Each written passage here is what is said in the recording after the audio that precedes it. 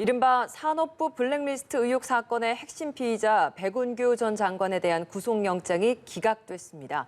정치권은 보복 수사 여부를 두고 정면으로 충돌했습니다. 이런 가운데 이재명 의원이 잠행을 깨고 검찰의 대장동 의혹 수사에 대해 정면 비판에 나섰습니다. 관련 내용들 최수영 시사평론가, 서영주 더불어민주당 상근 부대변인 모시고 이야기 나눠보겠습니다. 어서 오십시오. 안녕하세요. 네, 블랙리스트 의혹 사건의 핵심 피의자 백운규 전 장관 구속 기로에 섰었는데 어제 영장이 결국 기각됐습니다. 어제 하루 종일 정치권에서는 이 논란으로 굉장히 뜨거웠거든요. 우상호 비대위원장 예상이 없던 기자간담회까지 열어서 강도 높게 비판을 했습니다.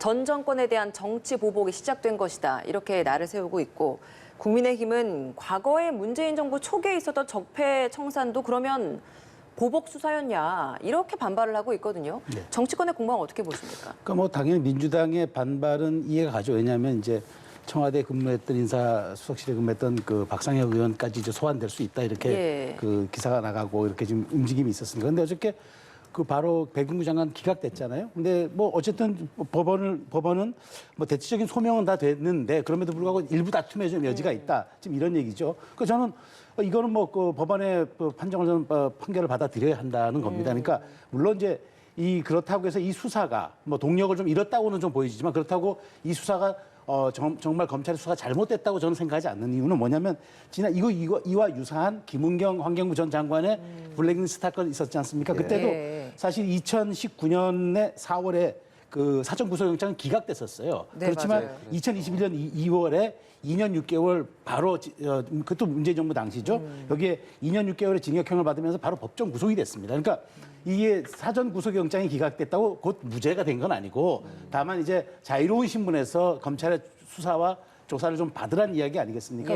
뭐 그렇다면 피의자의 방어권이 충분히 보장된다는 차원에서 오히려 나중에 이 재판 결과, 이 수사 결과가 나오더라도 누구에게도 납득이 될 수 있는 이른바 보복 수사 프레임은 좀 벗어날 수 있다 이렇게 오히려 생각을 합니다. 그렇기 때문에 사실 범죄 혐의가 있고 증거가 있는 곳은 당연히 수사해야죠. 그게 법치주의의 정신 아니겠습니까? 그렇기 때문에 이 수사가 더 이상 저는 어제 민주당 그 우상호 비대위원장이 뭐 여차하면 우리 당의 대책기구를 만들 수도 있다라고 얘기를 했는데 그런 건 굉장히 부적절한 발언이죠. 왜냐하면 그것을 사법부를 압박하겠다는 그런 의도 아니겠습니까? 물론 그런 설령 의도가 아니라 할지라도 170석을 가진 여당 비대위원장의 발언은 아무래도 사법부에 좀 뭐 여러 가지 좀 부담감을 줄 수밖에 없기 때문에 오히려 이런 부분들에 대해서는 차라리 깨끗하게 털고 가고 이것이 보복 수사가 아니라는 점은 지금 사전 구속영장이 기각되면서 어찌됐건 지금 자유로운 상태에서 재판과 수사를 받게 되지 않겠습니까? 이런 점들에 대해서는 저는 뭐 민주당이 너무 보복 수사 프레임을 거는 것은 오히려 과거 정부 출범을 했을 때 그러니까 박근혜 정부를 적폐 정권으로 규정해서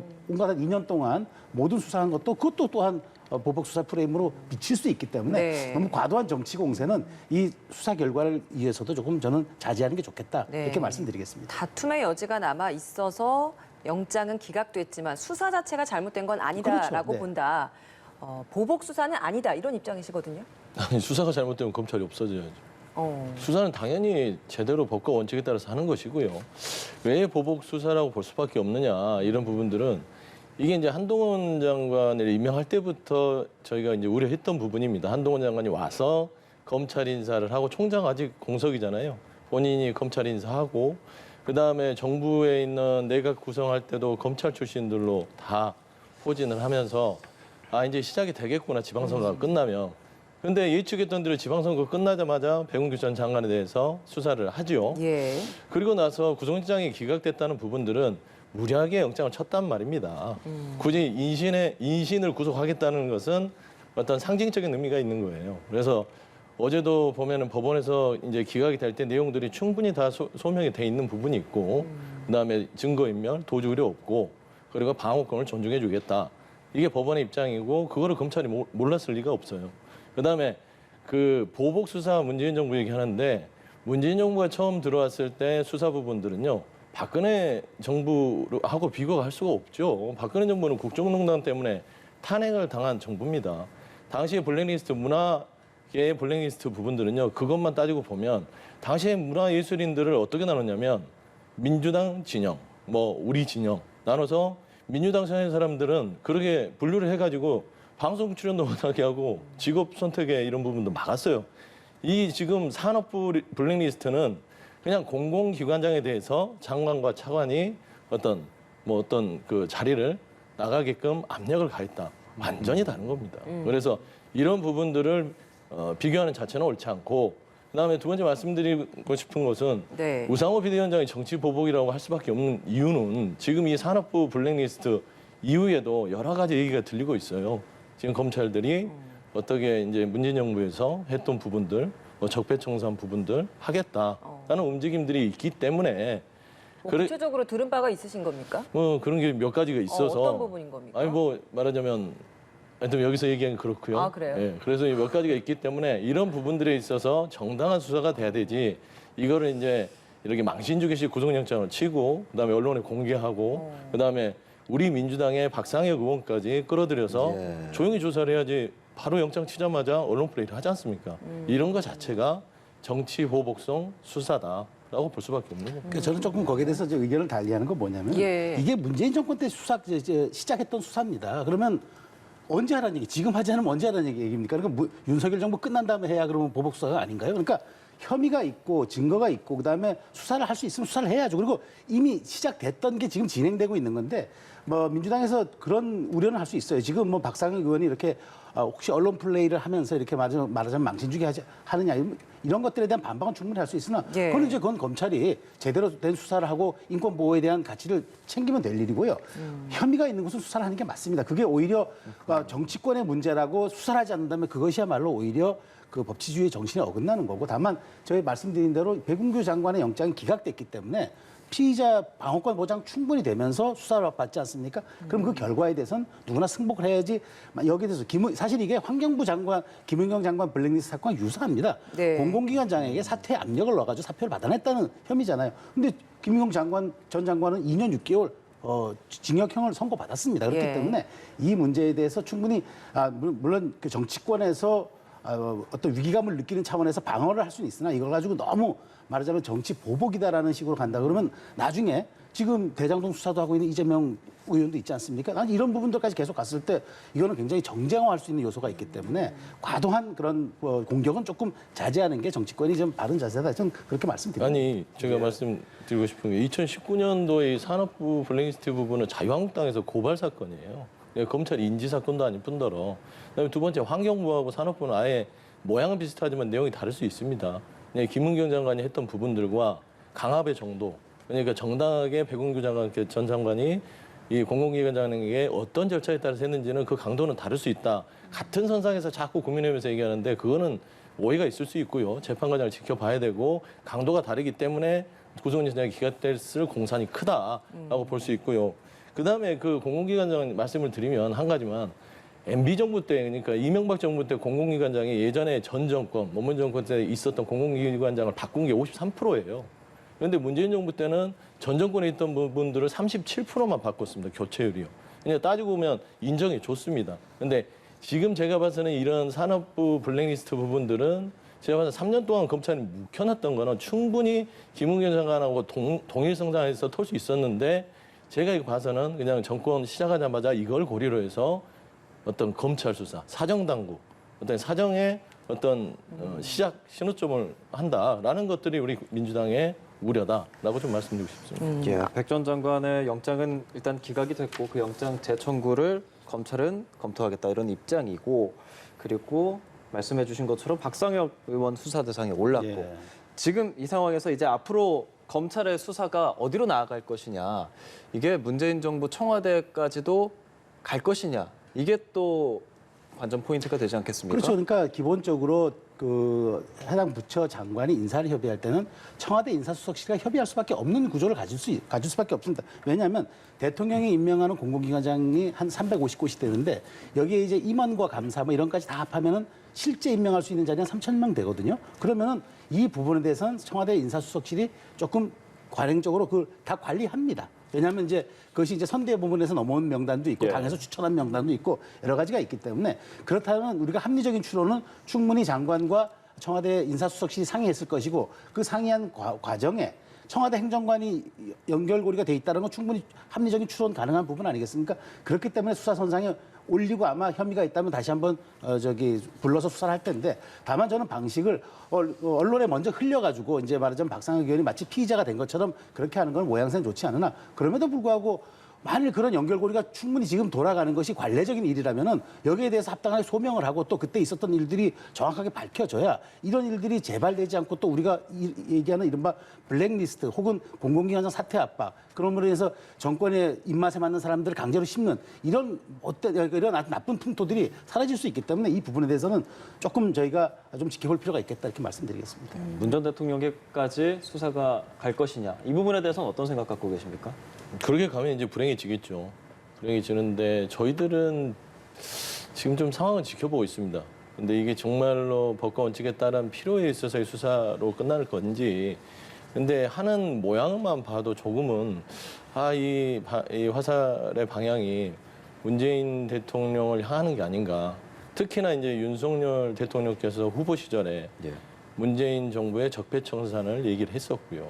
당시 후보 시절에 얘기했던 부분이 있기 때문에 당시에 좀 문재인 대통령께서도 당시 좀 불쾌하셨잖아요. 청와대 측에서. 그래, 청와대 측에서 불쾌하셨죠. 직접적으로 또 얘기도 하셨고요. 문재인 대통령께서.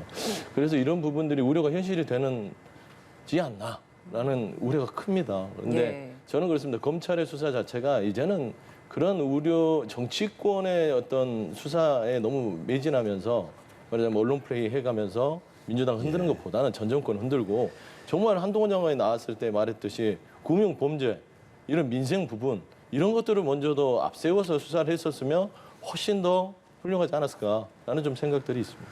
앞서서 혹시 그 또 다른 검찰 수사도 들린다라고 이야기를 하셨던 그 대목이 이번 이 청와대 인사와 관련된 이번 이 사건과 관련된 연장선상의 이야기입니까? 아니면 전혀 다른 또 다른 검찰 수사가 열리고 있다 이런 이야기이신 겁니까? 여러 가지 면에서 이제 수사를 하고 있다라는 것들이 정보가 좀 들어오고 있고요.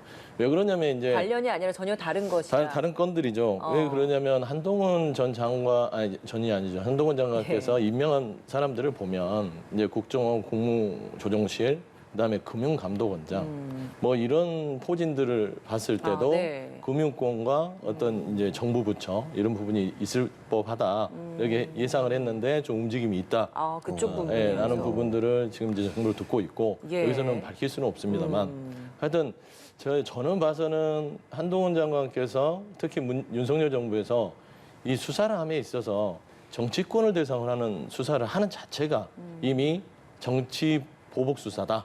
라고 오해를 살 수 있어요. 굳이 뭐할로 이렇게 그런 오해를 살 필요가 있겠습니까? 그럴 것 같으면 좀 지혜롭다면 한동훈 장관께서 처음에 얘기했듯이 민생 부분을 챙길 수 있는 민생 범죄, 민생을 힘들게 하는 범죄에 대해서 좀 처음에 내세워서 수사를 과감하게 하면 이런 얘기가 안 나오죠. 근데 딱 처음 시작하는 게 시작부터가 산업부 블랙리스트 거기에다가 전 청와대 인사실에 있었던 박상혁 의원. 그건 누가 봐도 정치보복이라 하죠. 그러지 않겠습니까?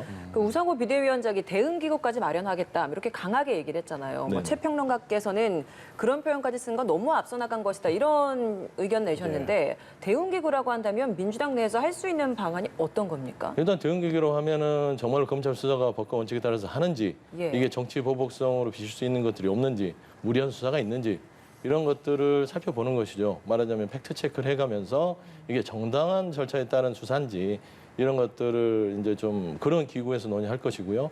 또 이제 여러 가지 제보도 받을 것이고 그 기구 만들어지면 그러게 됩니다. 근데 유독 이게 민주당만 있는 게 아니라요. 예전에 새누리당, 자유한국당 시절에도요.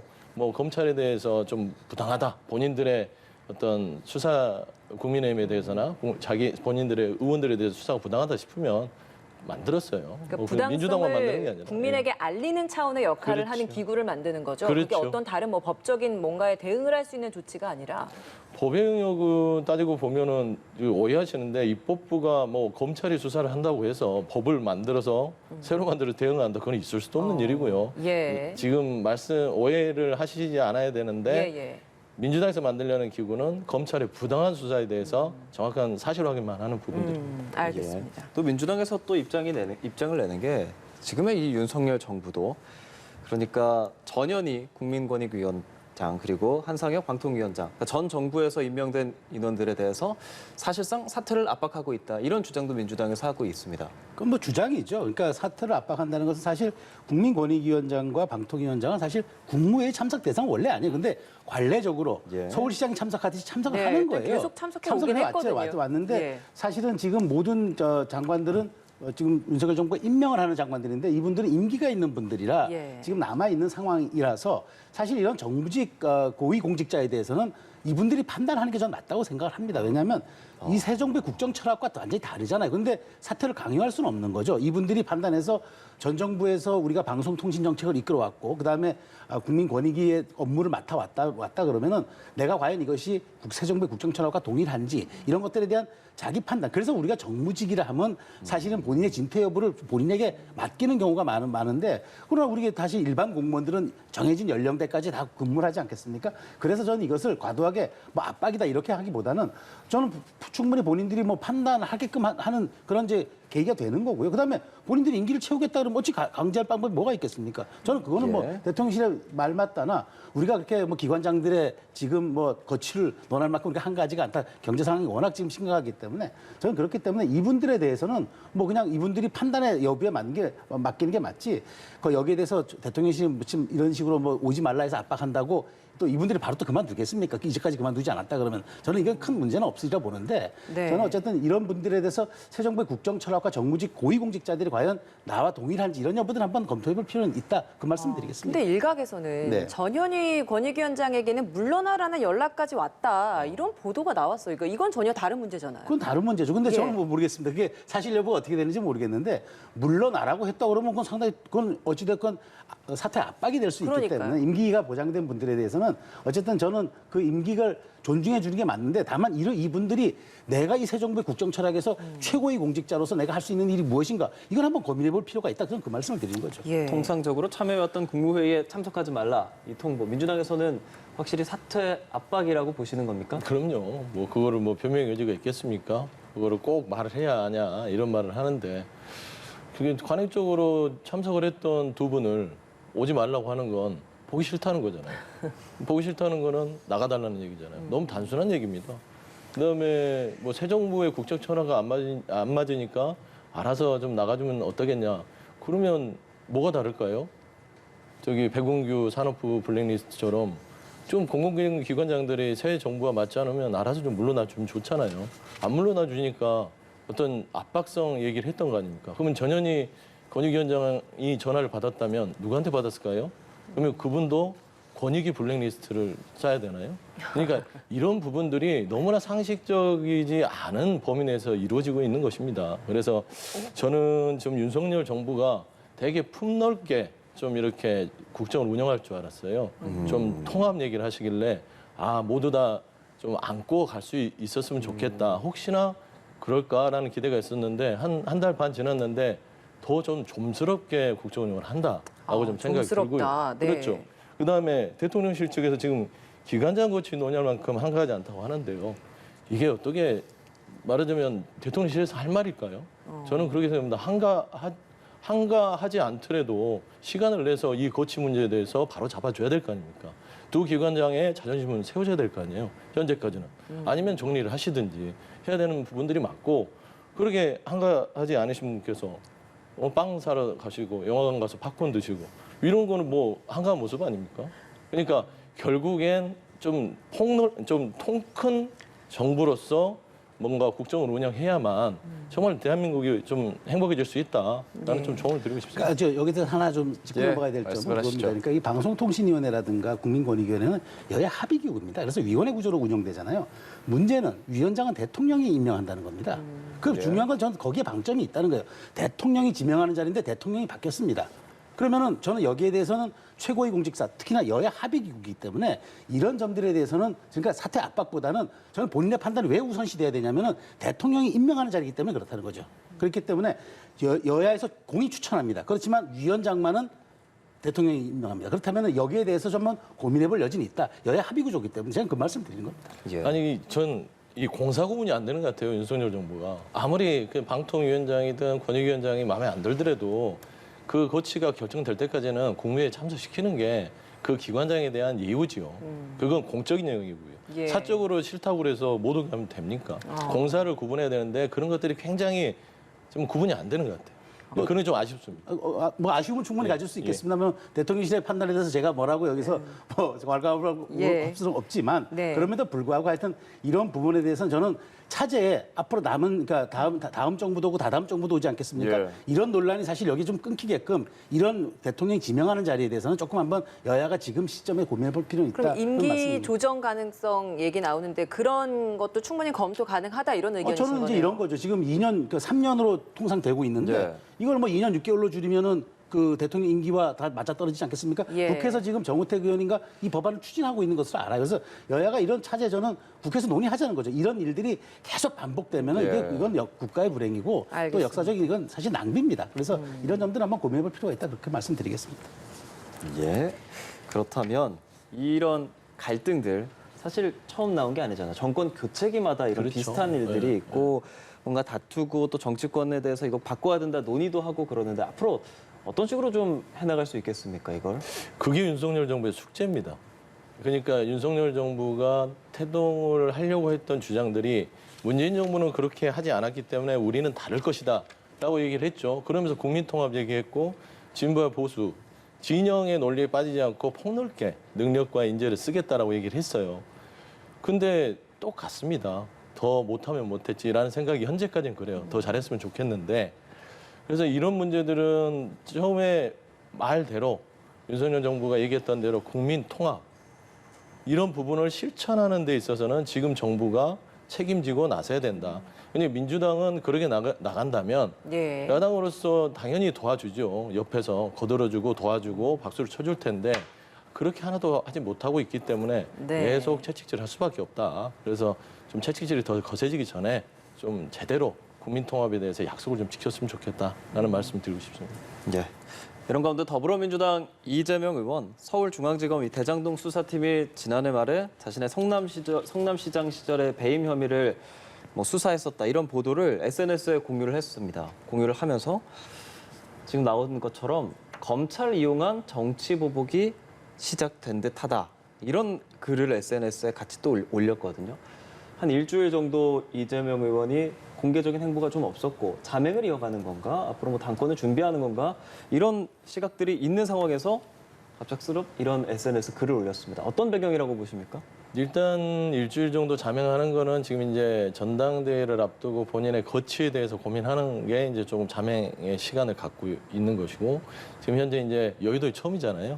예. 그래서 일주일 동안 어떻게 이제 돌아가는 부분들 여러 의원들 만나고 있는 걸로 알고 있습니다. 얘기 듣고 여의도가 어떻게 돌아가는지 좀 들어야 되고 대선 후보를 했지만 의원 자격으로 여의도에 있어본 적은 없으니까 네. 그런 부분들에서 적응 기간이다라고 보시면 될 것 같고 정치 보복 부분들은 아마 이제 산업부 블랙리스트 수사가 되고 박상혜 의원까지 검찰이 예상했던 대로 이런 어떤 공개적인 공격이 들어오다 보니까 정치 보복의 수사가 시작이 되겠다. 왜냐하면 대장동 건도 그렇지만 여러 가지 지금 뭐 성남 FC 뭐 하게 걸려 있는 부분들이 있잖아요.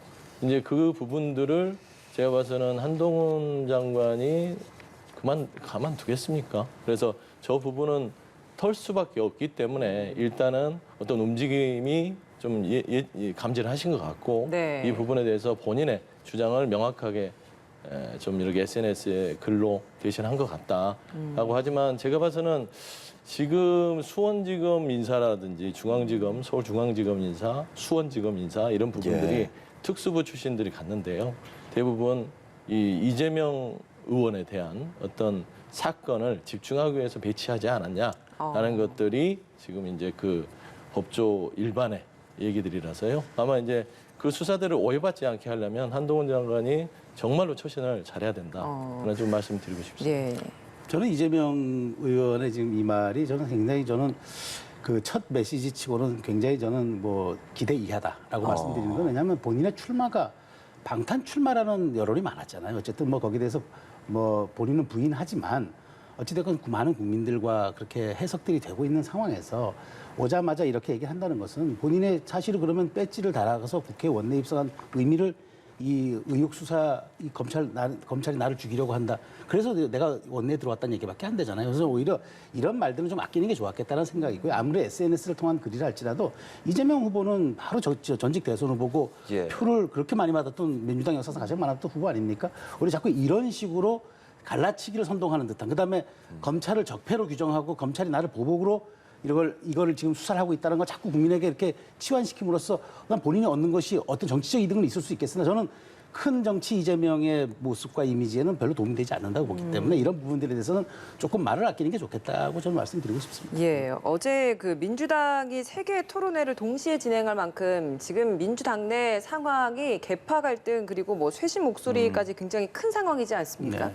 이런 상황에서 검찰의 이 의원 수사가 민주당 내에 지금 벌어지고 있는 개파 갈등이나 당권 경쟁에도 어느 정도 영향을 줄 수 있다. 이런 분석이 많이 있습니다. 내부 결집 효과가 있어서 오히려 개파 갈등이나 이런 것들이 수면 아래로 좀 가라앉고 힘 있는 리더십이 필요하다라고 해서 이게 오히려 이재명 의원에게 유리하게 작용할 것이다. 이런 의견이 있는 반면에 이재명 의원이 가지고 있는 개인적인 사법 리스크가 더 부각된다라고 하면서 견제 심리가 더 크게 작용할 것이다. 이런 두 가지 의견이 팽팽하게 맞섰는데 어느 쪽에 좀 더 무게를 두십니까? 그러니까 친이재명계 의원들이 이렇게 얘기하겠죠. 이렇게 혼란의 리더십에서는 강력한 카리스마와 지도력을 가진 사람이어서 이 혼란을 수습하고 당의 정체성과 리더십을 이끌어야 한다라고 얘기하겠죠. 그건 이재명계 의원들의 바람일 테고요. 사실 김혜영 의원처럼 여러 가지 이 제기된 이런 형사 사건에 대한 소명 없이 쭉 제대로 간다? 그러면 앞으로 당권이 문제가 아니라 앞으로 대권과 그다음에 국민들이 갖고 있는 그러니까 국민들이 벌 4년의 피로감은 어떻게 할 것이냐라는 부분들이 또 나올 수 있잖아요. 그렇기 때문에 저는 여기에 대해서는 어저께 보면 이런 얘기까지 나왔다 그러더라고요. 이렇게 잘못 가다 보면 우리가 과거 보수 정당의 전신이었던 뭐 한나라당의 이회창 총재라든가 그다음에 황교안 대표의 그런 길을 밟을 수도 있기 때문에 이건 좀 짚고 넘어가야 된다 이런 얘기도 나왔는데 저는 당연히 한 번쯤은 그 후자를 저는 택해 봐야 된다고 생각합니다. 그러니까 기본적으로 성찰의 시간을 갖는 게 필요한데 이재명 후보가 이렇게 급작스럽게 조급증을 자꾸 보인다는 것은 결국 이재명 후보가 5년 후에 대권을 노린다 그러면 소탄대실하는 것 아니냐 이런 얘기도 나올 수 있고 이 사법 리스크에 대해서는 본인이 한 번쯤 짚고 넘어가고 소명시켜줘야 오히려 저는 나중에 대선이나 더 큰 단위 선거에 나갔을 때 떳떳하게 국민들에게 소명할 수 있는 그런 태도와 그런 자기 자산이 되지 않겠습니까? 전 그런 식의 이야기들이 민주당 내에서 충분히 나올 수는 있으나 저는 이번은 이재명 의원이 조금 더 이런 부분에 대해서는 자기 소명과 성찰의 시간을 갖는 게 좋겠다라고 저는 말씀드리겠습니다. 뭐 이런 연장선상에서 이재명에 대한 책임론 상당히 뭐 적지 않습니다. 당내에서도 그런 친명과 비명 이게 계속 나뉘고 있는 상황이고 그래도 이재명이라는 상징성이 있지 않냐 이러기도 하는데 어떻습니까? 지금 민주당 내에서 조금 한쪽으로 조금이라도 기울거나 그러지는 않습니까? 이재명 의원은 둘 다 가지고 있죠. 그러니까 민주당의 전 대선 후보였고 그다음에 이재명이라는 사람이 가지고 있는 어떤 캐릭터 그다음에 잠재력 이런 부분은 분명히 있습니다. 그리고 그 이면에는 대선 패배에 후보로서의 책임론도 가지고 있고요. 근데 지금 당내에서는 이재명 후보에 대해서 염려하는 분들이 많아요. 그러니까 두 가지 측면입니다. 아까 뭐 말씀해 주셨지만 그러니까 지금 현재 이재명 의원으로서 지금 뭐 정치보복이나 사법살인 부분에 있어서 희생양이 되는 것들을 두고 봐야 되느냐. 아니면은 두 번째는 그럼에도 불구하고 어떤 일정 기간의 시간을 가지고 나서 숙성된 뒤에 나와서 본인의 어떤 정치력을 키워나가는 게 이재명 의원에게는 더 도움이 되지 않겠냐라는 두 가지 측면을 가지고 있습니다. 근데 그 숙제인 것 같아요. 그거는 어차피 정치는 본인이 선택하는 부분입니다. 본인이 선택하고 그 선택에 대해서 책임을 져야 되기 때문에 옆에서 많은 조언을 하더라도 결국에는 결정하는 부분들은 다 본인이 정치하는 분들께서는 본인이 결정을 해요. 나중에 끌려가듯이 정치를 하게 되면 불행해집니다. 그래서 지금 어느 정도 지금 계속 그 일주일 넘게 조용히 이게 행보를 이어가는 것들은 그런 의견 청취를 충분히 듣고 나서 본인이 아마 조만간 어떤 본인의 거치, 진로에 대해서 결정을 하지 않을까라고 좀 보고 있습니다. 조금 자맹을 하다가 첫 번째로 올린 SNS잖아요. 네. 저걸로 유추했을 때는 어떤 선택을 할 거라고 보시는지요? 저거는 검찰의 본인에 대한 공격을 어느 정도 예측을 하고 있다고 보고 있고요. 그다음에 이겨내겠다.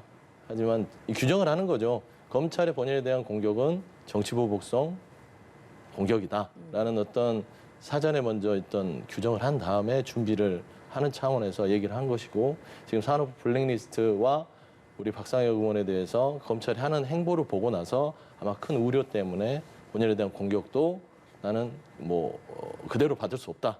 나는 따지면 강대강으로 나서겠다라는 어떤 의지의 표현 같습니다. 저는 저 SNS 글을 보면서 딱 확신이 들었습니다. 당대표 출마하겠구나. 아. 예. 왜냐하면 지금 저 얘기는 뭐냐. 내가 야당 대표가 돼야 이 사법살인을 내가 당하지 않을 수 있고 내가 정면 돌파할 수 있다라는 그런 메시지를 한 것 같아요. 물론 이제 우리 민주당 내에 계시다 보니까 이제 여기에 대해서 좀 더 명확하게 말씀드리긴 좀 불편하시겠지만 저는 제 느낌으로 말씀드린다면은 저 SNS 글은 당대표에 직진하겠다라는 강력한 의지의 신호, 발신의 신호라고 생각합니다. 예, 알겠습니다. 어떤 결정을 할지 좀 더 지켜보도록 하겠습니다. 이번에는 국민의힘으로 가보겠습니다. 국민의힘은 혁신위 구성이 어느 정도 완성돼 가고 있는데 이 혁신위 구성과 관련해서 안철수 의원과 이 대표 간의 최고위원 추천 문제도 좀 연장선상에서 같은 갈등이 일어나고 있는 것 같습니다.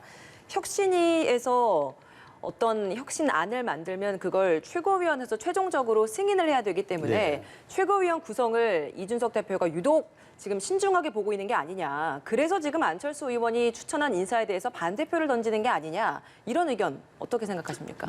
저는 이준석 대표가 이렇게 그 합당 정신에 따라서 추천된 인사들에 대해서 저렇게 비토권을 행사하는 게 저는 저렇게 온당하지 않아 보입니다. 아, 그래요? 왜냐하면은 말 그대로 화합을 이렇게 하냐라고 본인은 항변할 수 있으나 마치 최고위 구성에 대해서 내 입김으로 해야 되겠다라는 그런 의지로 비춰질 수 있지 않습니까? 네. 안철수 의원이 저는 김윤 서울시당 위원장은 당연히 저는 추천된다고 봐요. 왜냐하면 국민의당에서 오랫동안 동고동락을 같이 했던 서울시당 위원장이니까 예. 서로 양측이 경쟁할 때 했던 발언들을 문제 삼는다는 건 그건 굉장히 옹졸한 행위로 보이기 때문에 저는 그거는 문제가 안 되는데 다만 정점식 의원을 놓고 이제 예. 얘기를 하는 것 아니겠습니까? 그렇다면은 정점식 의원이 왜 우리 국민의힘 의원인데 안 대표가 안철수 의원이 왜 이걸 화합의 몫으로 추천했느냐?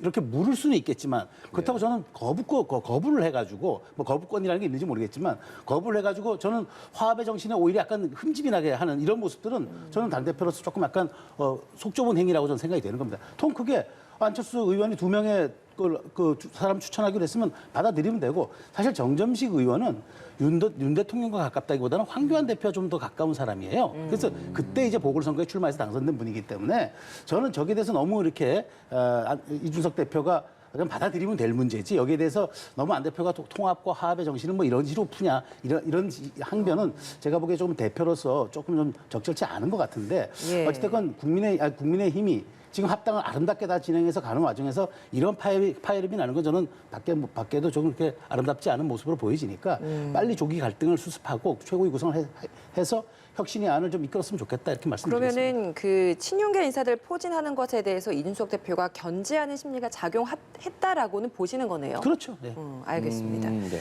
그러면 사실 김윤 위원장만 그러니까 한 사람만 최고위원으로 하자. 이런 주장도 권성동 원내대표가 했단 말이죠.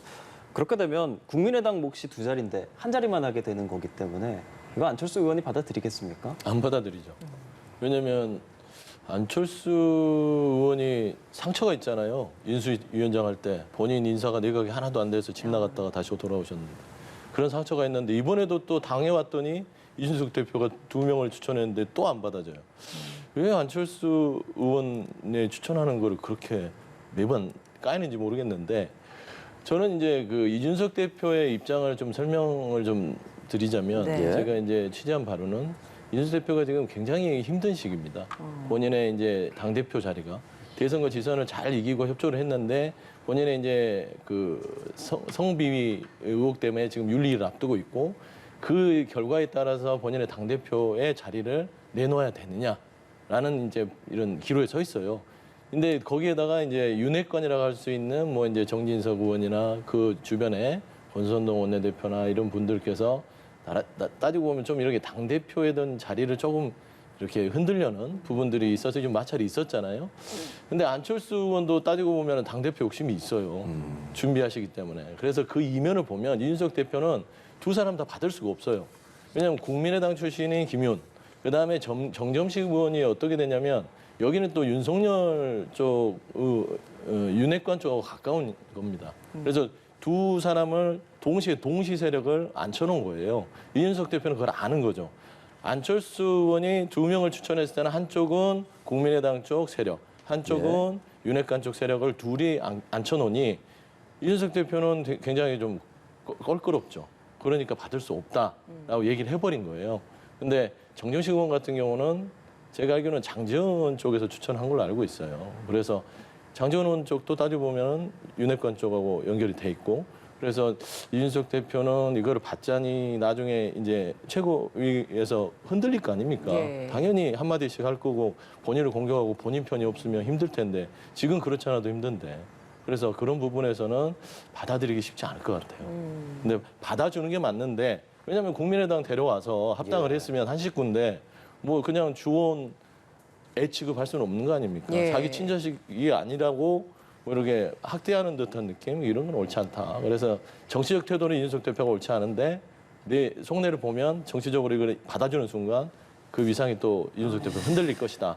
라고 좀 보고 있습니다. 결국에 어쨌든 2명을 합의는 했던 상황인데 네.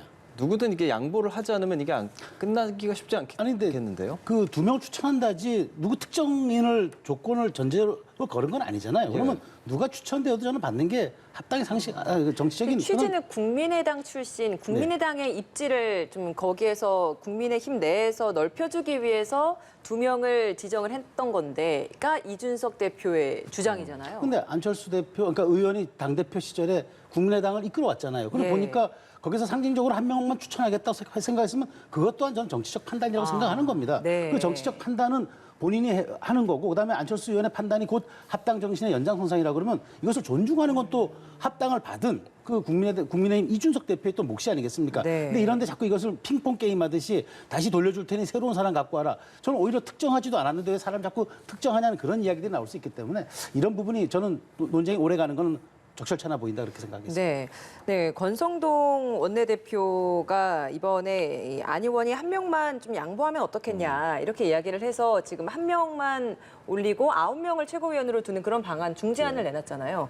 앞서서 민들레 모임에 대해서도 반대 입장을 권성동 원내대표가 냈다 보니까 이거 역시도 이제 주도권 다툼이 지금 물밑에서 친윤계 내에서도 조금씩 있는 게 아니냐. 그러니까 장제원 의원발 인사들이나 장제원 의원발 어떤 모임에 있어서 권성동 원내대표가 계속 브레이크를 걸다 보니까 이거 어떤 움직임이지 이런 궁금증이 생기거든요. 어떻게 해석하십니까? 이거 권선동 원내대표 정도 되면요. 그냥 다 알아요. 이걸 왜 하지? 얘들 봐라.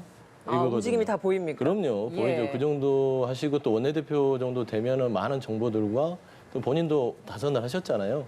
이게 민들레 모임이든 이준석 대표의 말하자면 혁신이 모임이든 이런 것들이 결국에는 선거를 이기고 나서 본인들의 어떤 권력을 담기 위한 하나의 사적 모임이다라고 보이는 것이죠. 그래서 지금은 따지고 보면은 이기고 나서 뭔가 좀 전리품이 생기고 싶은 욕심들이 있을 거예요. 그래서 아마 그런 부분들을 권선동 원내대표가 우려해서 하지 말아라. 혁신은 이제 뭐 당대표인 이준석 대표가 한다고 하니 막을 수는 없겠지만 곱지 않게 보고 있을 거예요. 그다음에 두 번째 민들레 모임도 장제원 의원 부분들도 속이 뻔합니다. 왜냐하면 인수위에서 큰 자리를 얻지 못하고 당내로 왔는데 장제원 의원이 뭘 해야겠습니까? 세력을 모아야죠. 그래야 향후에 본인이 살아남든 이 윤석열 정부 2기에 뭐라도 뭐 어떤 역할을 할 수 있지 않겠냐. 그런 포석이 있기 때문에 권선동 원내대표는 지금은 그런 모임들을 통해서 어떤 세력 다툼을 하는 건 옳지 않다라고 좀 지적하면서 이런 걸 좀 막아선 것 같아요. 그럼 권성동 원내대표가 장제원 의원을 견제하는 것이 아니라 그냥 지금은 옳지 않다라고 그냥 일종의 뭐 다른 방향을 제시해 주는 거라고 봐야 되는 겁니까? 견제라고 봐야 되는 겁니까? 뭐 정치인들끼리 뭐 웃으면서 견제를 하죠. 그러게 하는 거는 통상적으로 있는 일이니까. 근데 제가 봐서는 장제원 의원하고 권선동 원내대표가 좀 아직은 급이 그렇게 견제할 만한 급은 아닌 것 같아요. 제 판단에 보기로는. 근데 그래요. 장제원 의원이 그런 모임을 통해서 당을 또 흔들거나 혼란스럽게 할까 봐 이런 부분들을 좀 막아서지 않았냐라고 좀 보고 있습니다. 권 원내대표와 이 대표 간의 연대, 지금 이런 움직임을 연대로 해석하는 시각도 있는데 이것도 그렇게 동의를 하십니까? 뭐 언론은 정치를 일단 당권 투쟁이라든가 갈등의 서막으로 봐야 또 이게 문제가 풀리고 또 이게 기사화가 되니까 그런데 저는 사실 이렇게 생각합니다. 결국 자연스럽게 여당 내에서는 여러 세력들이 분화될 수밖에 없다. 더군다나 당대표 선거를 1년 앞둔 상황에서 이합 집산으로 분화되는 건 전 당연하다고 보는데 다만 지금 윤석열 정부 초기잖아요. 근데 방점이 그 분화에 찍힐 경우에는 이게 당내 갈등의 원인이 되고 이것이 윤석열 정부가 초기에 갖는 국정 동력을 제대로 사용할 수 없는 그런 우려가 있기 때문에 지금은 잦아드는 게 맞다. 그래서 양측 간에 지금 그러니까 내분이 약간 잦아드는 모습을 보여지는데 저는 어찌되었건 윤석열 정부의 성공이라는 그런 똑같은 목표를 통해서 가지만 이게 1년 후에 공천권을 가진 당대표 선거가 있기 때문에 어쩔 수 없이 앞으로는 조금씩 더 분화의 길을 갈 수밖에 없고 그런 것들이 이제 권력 투쟁의 모습으로 국민 눈에 비춰지는데 사람들이 권력을 탐하는 것으로 비춰지는 순간 오만 프레임에 걸려들 수 있어서 이런 부분은 상당히 좀 조심하면서 국민의힘이 어떤 세력 분할을 이뤄야 하겠다라는 전 말씀을 드리겠습니다. 예, 알겠습니다. 지금까지 최수영 시사평론가, 서용주 더불어민주당 상근 부대변인과 말씀 나눴습니다. 고맙습니다. 고맙습니다.